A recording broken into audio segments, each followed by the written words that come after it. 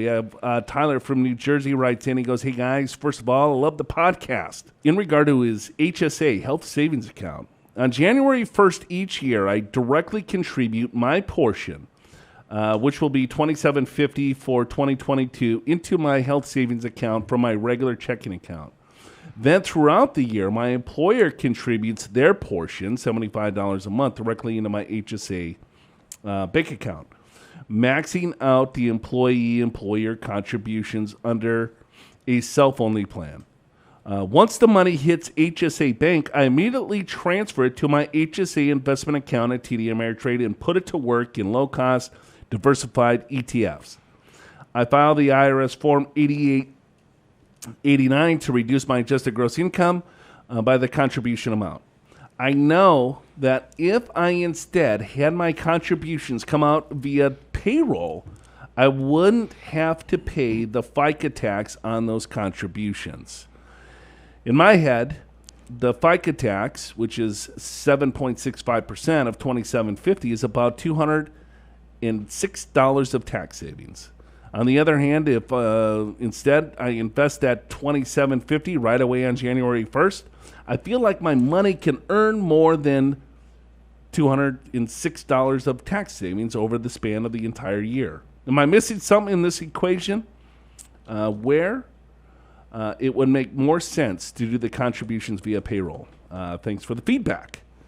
All right, Tyler from Jersey. What do you think, Al? No, Tyler, you're not missing anything. So first of all, I agree. If you have your contributions through payroll, you don't have to pay the FICA tax on those contributions. So there is an advantage there, but the sooner you get the money invested, the sooner you have growth. If you have a 10% growth rate, that's what, $270, right? If you have a 7.65% growth rate, it's the same number. My main answer is I don't really care. Yeah, well, because you're Big Al, you got a big wallet. Because this is pennies, $200. Because it's the difference between the growth and 206. It's probably $25. I mean, that's half a dinner, right? I don't really care that much. Yeah. But the real answer is do what you want. It's not that big a difference. Half a dinner. That's your half a lunch bill for you and you. Oh, I go out for the big lunches? Yeah. Yeah, okay. IPA lunch. Well, IPA lunch. I don't do that. I do have IPA happy hours, though. Got it. I favor the, since I'm in California, I favor the citrus, the kind of the hazy IPAs. Never had one. Yeah. You would like it until the next day.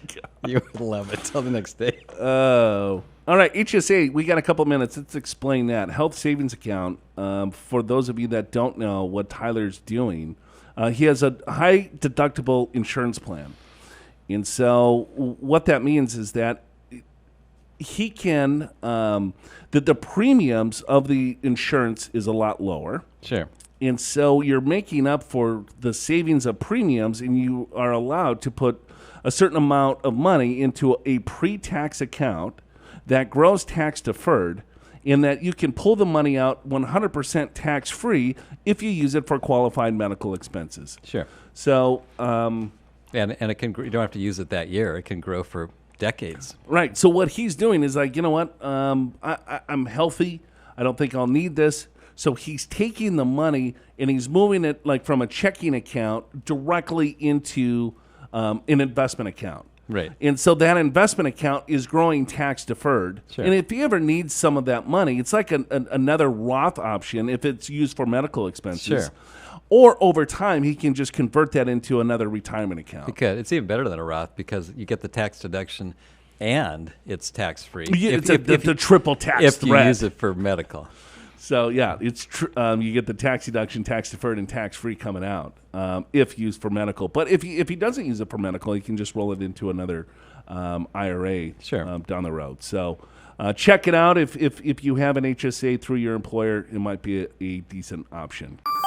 Are you prepared for retirement? Schedule a free financial assessment with an experienced financial professional right online at purefinancial.com.